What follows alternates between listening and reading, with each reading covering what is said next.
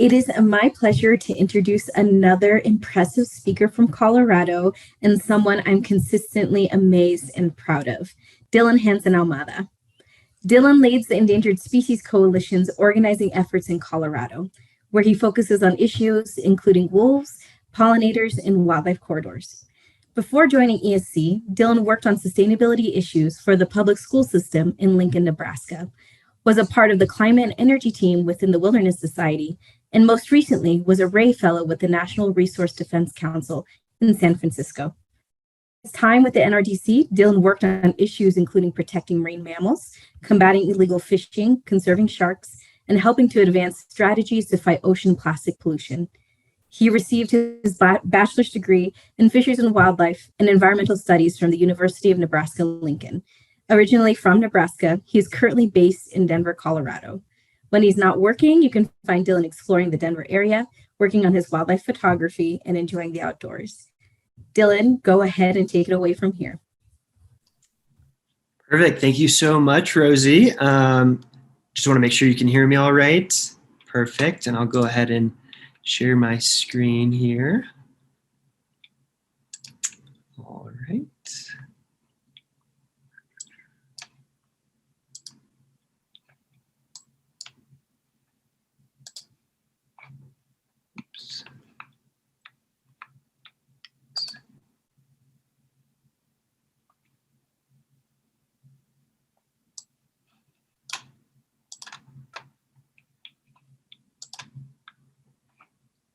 Alrighty. Just want to double check you can see my screen all right. Share screen works. We can see your screen. It's still in the presentation, but it's not in the full presentation mode yet, though. Okay, let's see.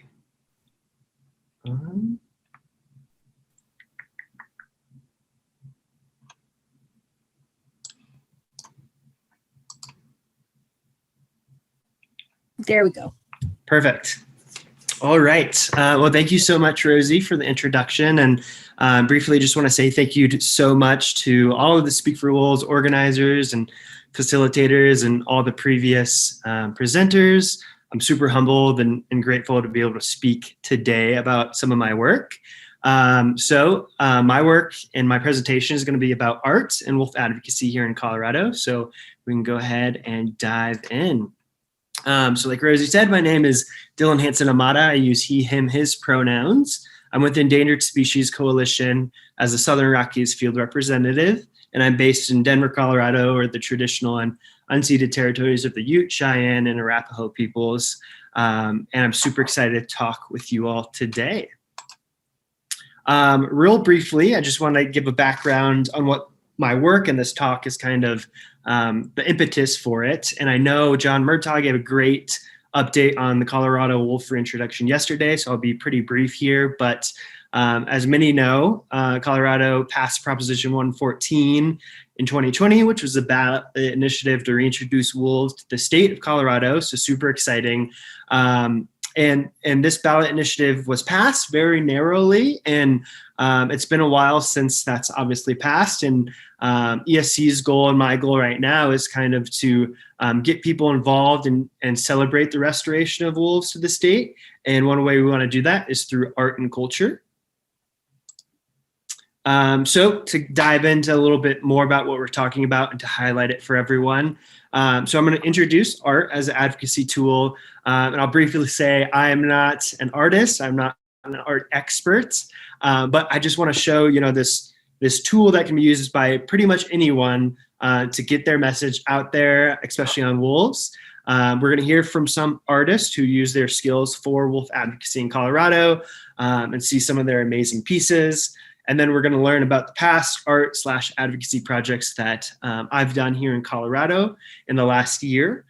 This includes a Wolf Tales animation project, which I'm super excited to show because it actually just got finished. So this group will be the first public viewing group to see that video in its final form. We're going to look at some murals. We're going to learn more about a Lost Walks band/dance performance and look at some studio art. So a lot of my presentation is going to be videos and images So if there's any requests to get those video links or images after the presentation, I'll share my contact at the end for everyone to see that. And then my goals, I just want to hit on this one more time for the Endangered Species Coalition in Colorado, and why we kind of chose this work is, once again, we want to celebrate the restoration of wolves to Colorado and make it something that people can be proud of and Coloradans can have pride in.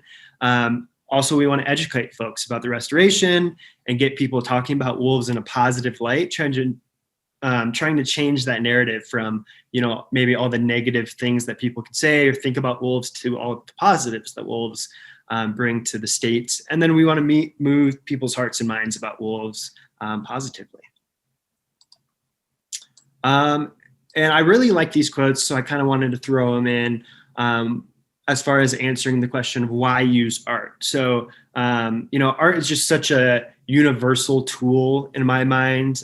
You don't need, a science degree, or you don't need to know English, or you don't need to know, pretty much anything to be able to digest and get emotions from art. And these two quotes I really liked. The first, art has the power to transform, to illuminate, to educate, inspire, and motivate.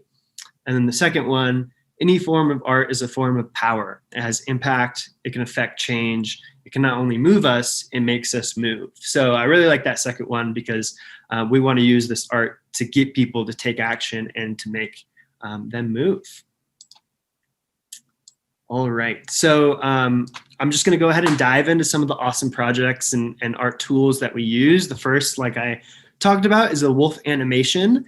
So this animation was, years in the planning and months in the creation. And I actually got both of the animators or creators of this piece to send me a quick, little selfie style video talking about the piece, what they hope to get across. So I'm going to go ahead and share these videos. And if for some reason there's any issue with the sound, I'm sure Rosie or someone can flag me down, but I'll go ahead and share first video from Ed Carr, who's an artist based in the United Kingdom. And he adapts photographic processes and turns them into moving images, so basically animation. So we'll hear from him real quick. 3, 2, 1. Hey everyone at the Speak for Wolves conference. My name's Ed Carr, and I am an artist from North Yorkshire in England. And I was part of the team who made this film, Return of the Wolf to Colorado. And the film is really an attempt at showing a more emotional and embodied perspective of the wolf returning to the state of Colorado and creating this connection between ourselves as a species and wolves as a species and our daily lives and daily interactions with them.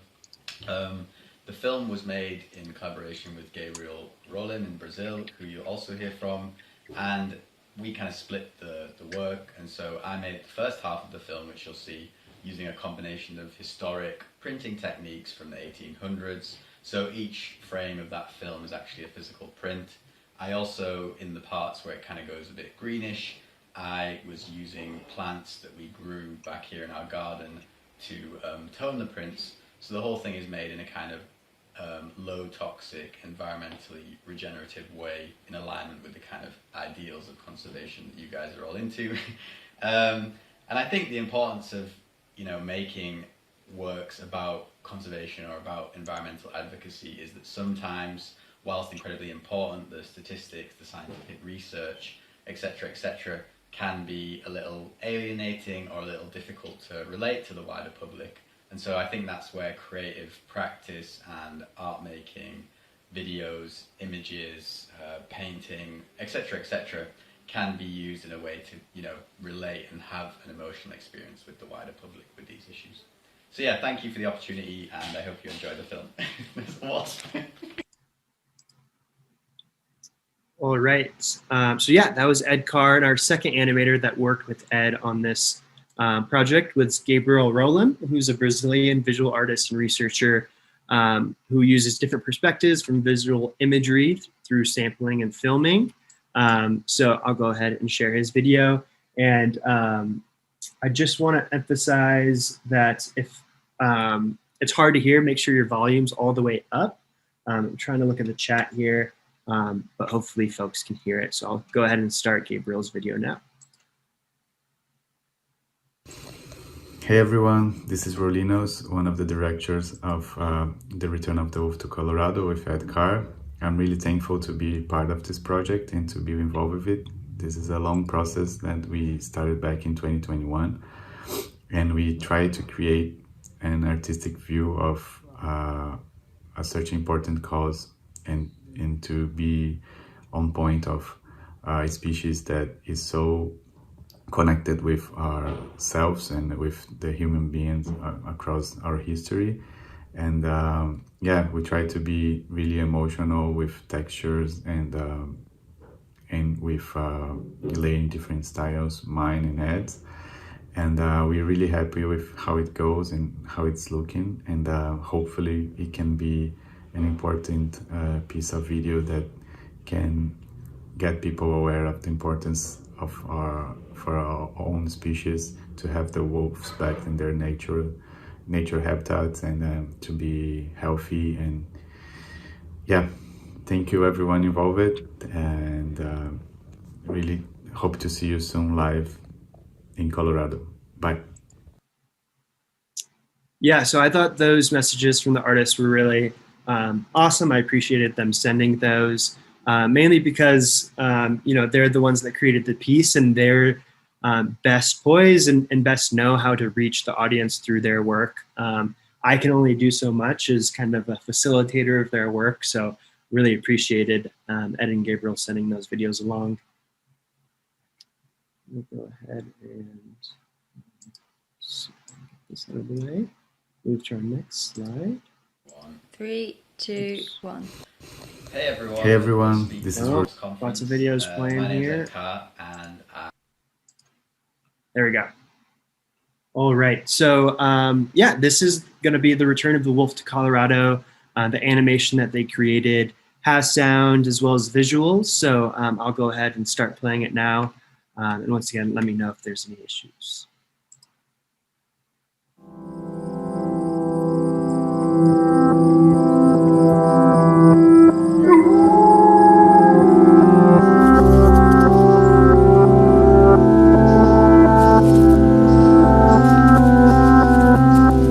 Welcome home, wolves.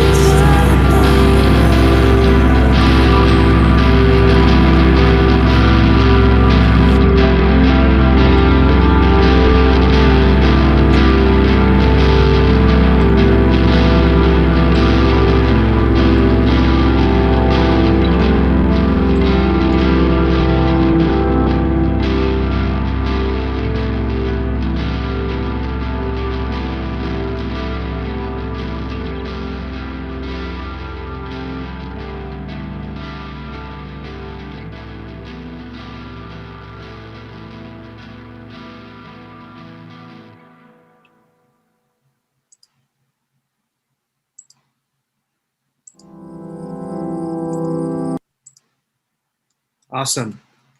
Yeah, please bear with me when trying to switch out of those videos. PowerPoint does not like adding them in. But anyway, hope everyone enjoyed that video. I thought it was really awesome, real emotional piece made exactly for the wolf reintroduction and to kind of bring people into the topic and issue.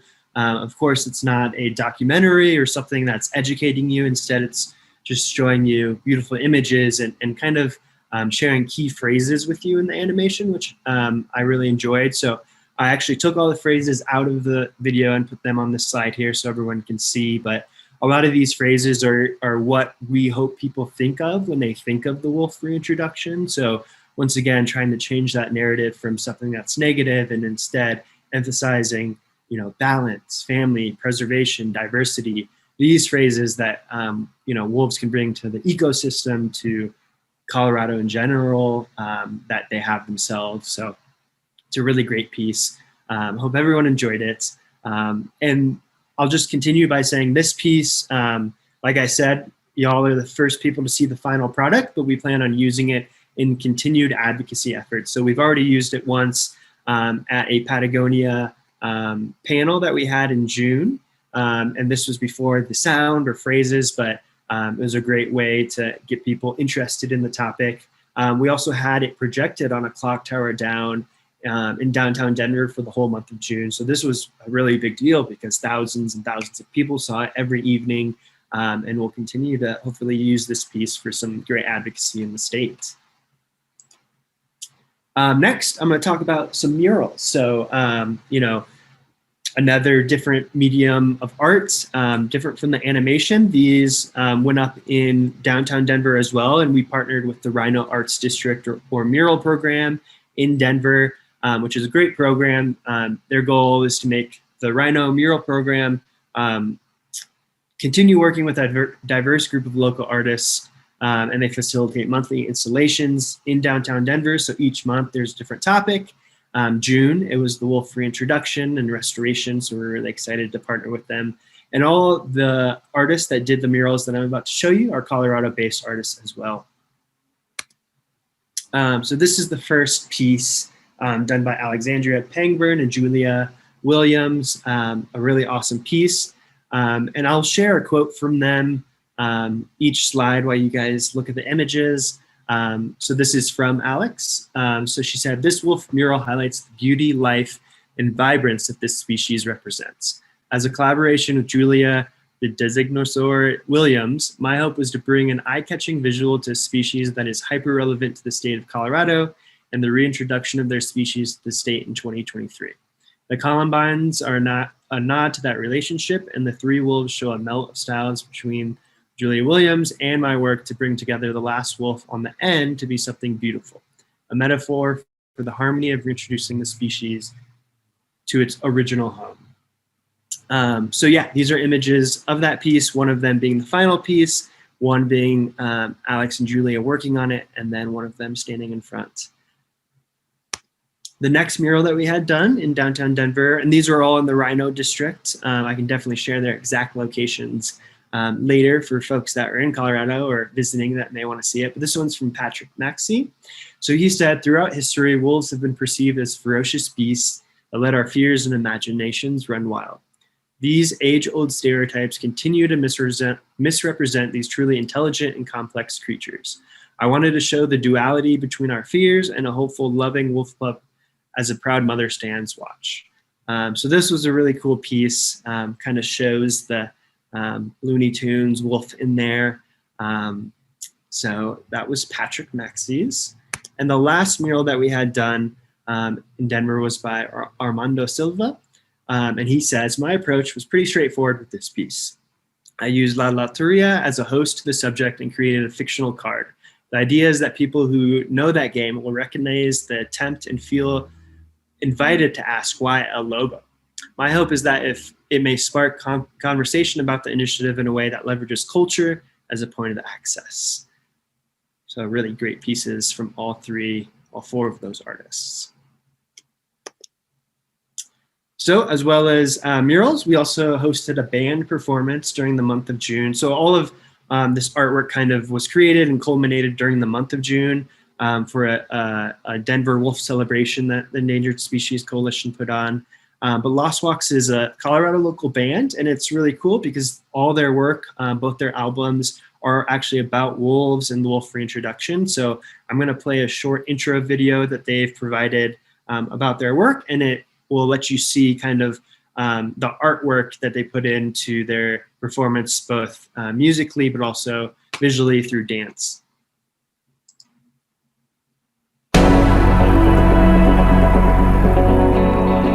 Lost Walks has been a super versatile project, starting with just a need and a story, and then the album comes, and then a band forms, and then they're like, well, we want these dancers. We are hoping that we can be a sustainable project where we're always helping other organizations that are doing kind of the grassroots work in order to help wolves or different wildlife.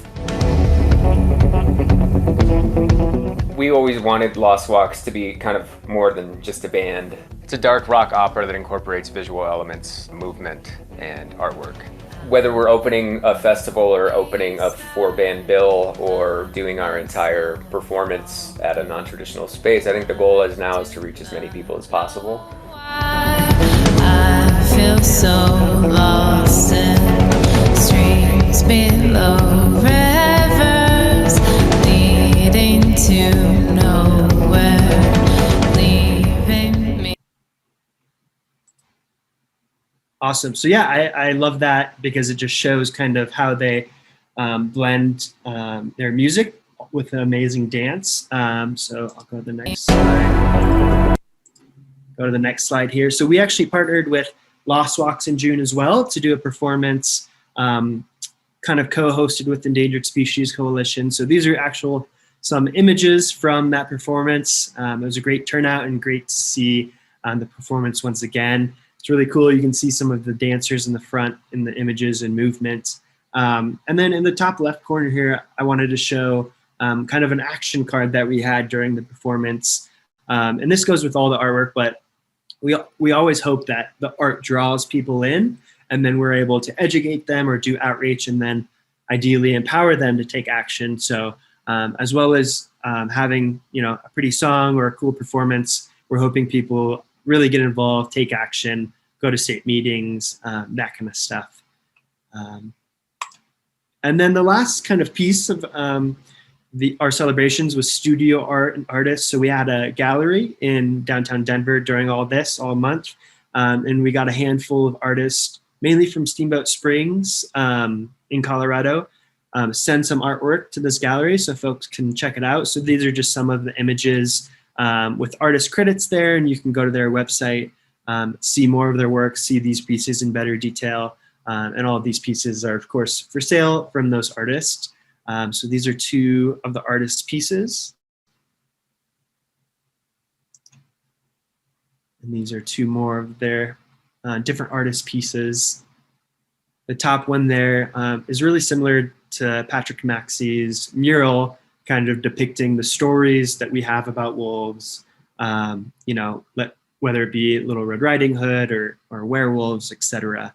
So I thought that was a really interesting collection. And then I wanted to highlight on this real quick. It wasn't a part of the arts advocacy we did. However, we did a wolf passport program during the entire month of June. So we partnered with local breweries in the downtown Denver area to put on a wolf-themed passport program, and the actual passport is on your screen here. So the idea is that folks would go to these different brewery locations and partake in some wolf item that they were selling there, or for example, the Wolf Gallery of studio art were in one of these locations. So this was a great way to get folks involved that had no clue about the wolf reintroduction or no clue that these murals, etc., were going up. And it also encouraged folks to see the artwork and engage in the actions and events that we had the whole month long. So this was a really cool kind of collaboration that we had with a non-traditional partner in the area, but it worked out really well, and it helped people see the art and take action. I wanted to provide just artist resources here. So these are just a list of some of the artists that we worked with and the work that you saw. Feel free to take a picture of this if you'd like, or I can provide any of this information after my presentation in any way. But just wanted to give a shout out to all these amazing artists who helped advocate for the wolf here in Colorado. Some quick lessons learned and takeaways. I kind of wanted to do this slide because, like I said earlier, I'm not an expert in art or you know, using art to reach emotions, but I really rely on the artist to do that. So this was a really a big learning process for me as well. So some of those lessons, key takeaways: art is a powerful tool and often reaches a larger / different audience than traditional advocacy tools, kind of like we talked about.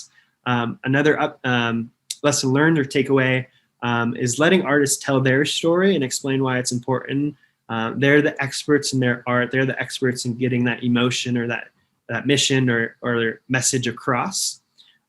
Reach out to local art studios, bands, artists, etc., to help further your work.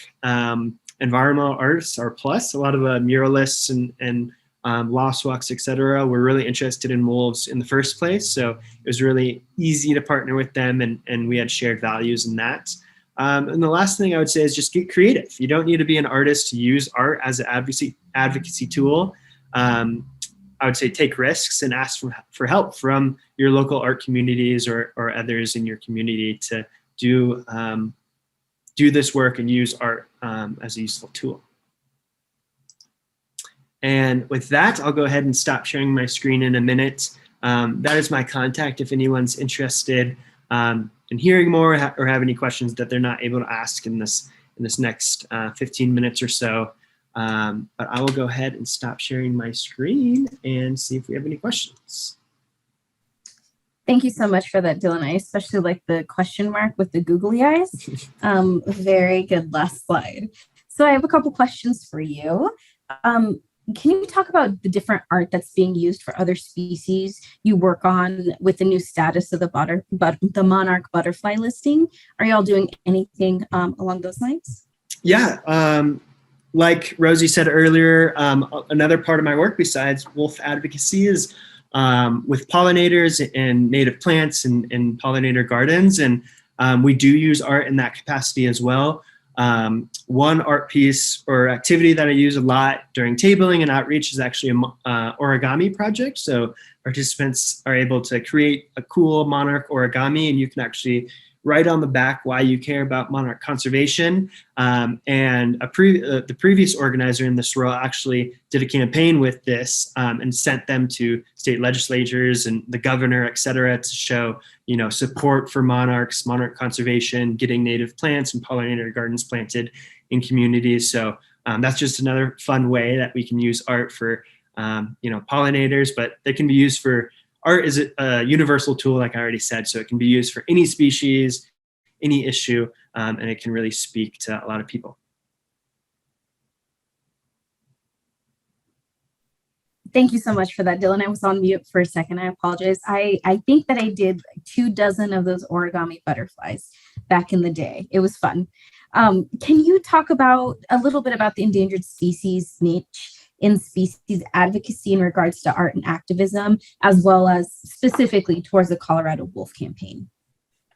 Yeah, could you repeat that question real fast? The endangered species niche, is that right? Yeah, like where does the endangered species fit in with, you know, the multiple different organizations that are contributing to the reintroduction of wolves to Colorado? What is your specialization?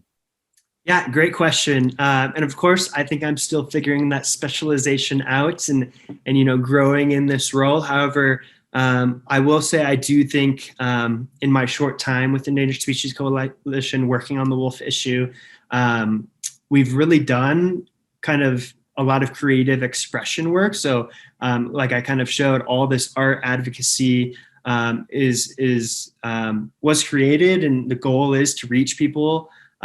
So I would definitely say the Endangered Species Coalition has a niche in that art outreach, specifically, I guess, in Colorado on the wolf reintroduction. So we plan to continue the work, do more art projects, as we get closer to the draft plan coming out in Colorado, we plan to continue to use the wolf animation, show it to as many people as we can to kind of draw them in and get our hooks in them, and get them to learn more about the truth behind the wolf restoration, and not lies or not be confused about what bringing wolves back to Colorado really means. So I think we'll continue to kind of fill that role and bring partners in, and hopefully more art is created on this topic here in Colorado as we continue to welcome wolves back.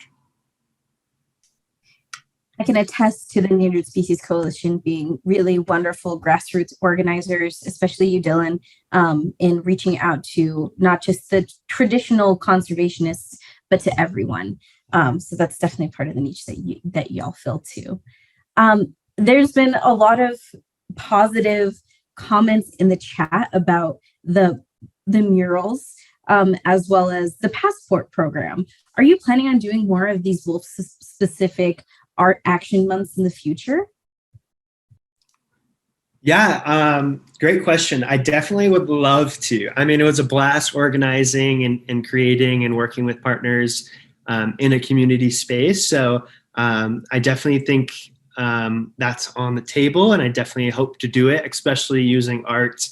I think it would be cool to bring more artists in, and different artists as well, young artists, indigenous artists, et cetera, and kind of, just showing everyone how beautiful wolves are and celebrate the restoration. So yeah, definitely be on the lookout for maybe another wolf month coming on, or an endangered species day month coming on with the wolf focus.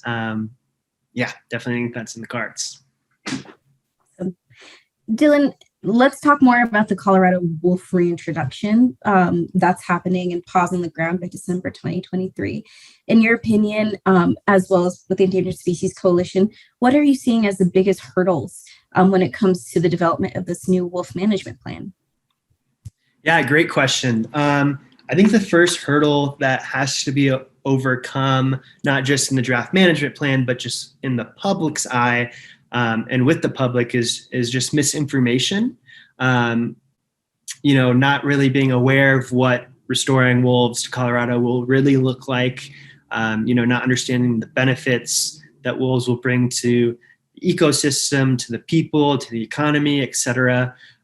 So I think that's a hurdle that has to be overcome. But I think, there's so many great groups doing work here in Colorado on, exactly that, answering questions, doing educational events and outreach events, and getting people involved. So I think that's a hurdle that has to be overcome. And I think with the plan specifically in the Colorado management plan process, I think just more public engagement is important and a hurdle that needs to be overcome, and making sure that public engagement isn't tailored to certain or only specific groups. It shouldn't just be, environmentalists, it shouldn't just be landowners and ranchers. We need everyone's voice kind of in this conversation, and giving their 2 cents, because wildlife belongs to us all, and we all have the right to enjoy wildlife.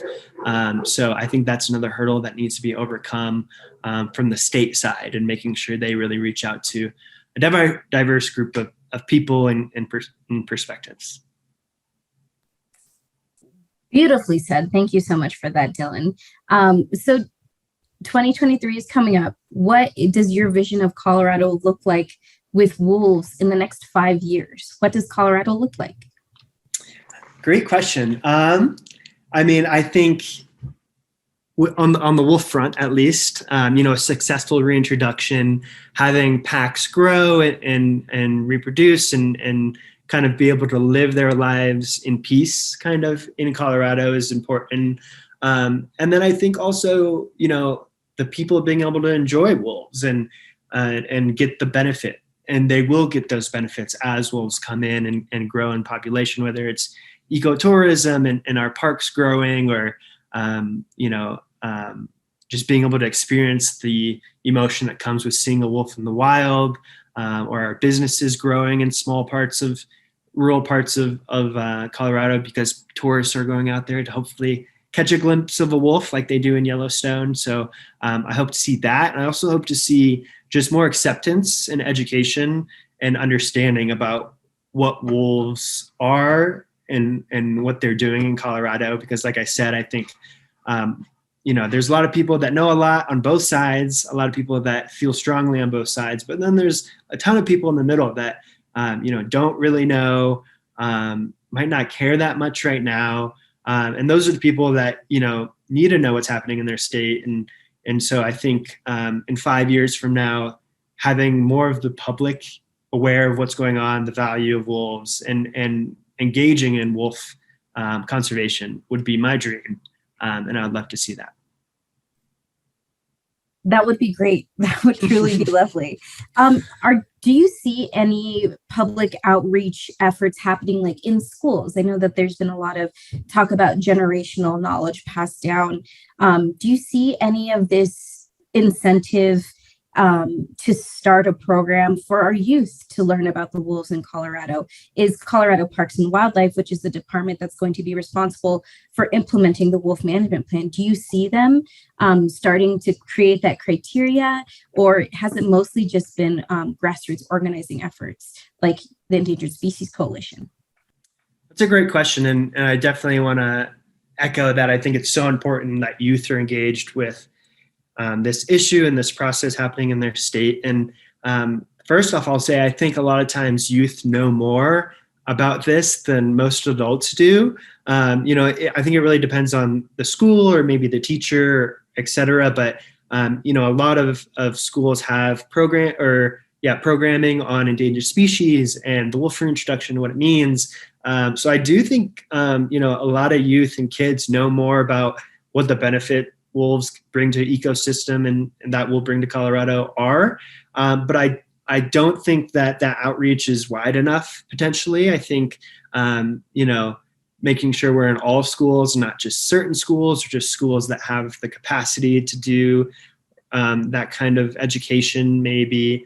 So I think it would be great if Colorado Parks and Wildlife, created more curriculum statewide for education on this issue, and maybe even, ways to get involved for youth. I think youth voices are important in these issues, and commissioners and people in power need to hear from youth. And so I definitely think there needs to be more done in that area. And I think grassroots organizations, environmental organizations, environmental education organizations can work with the state to create those plans and kind of get it spread out to as many kids in the state and even nationwide as possible.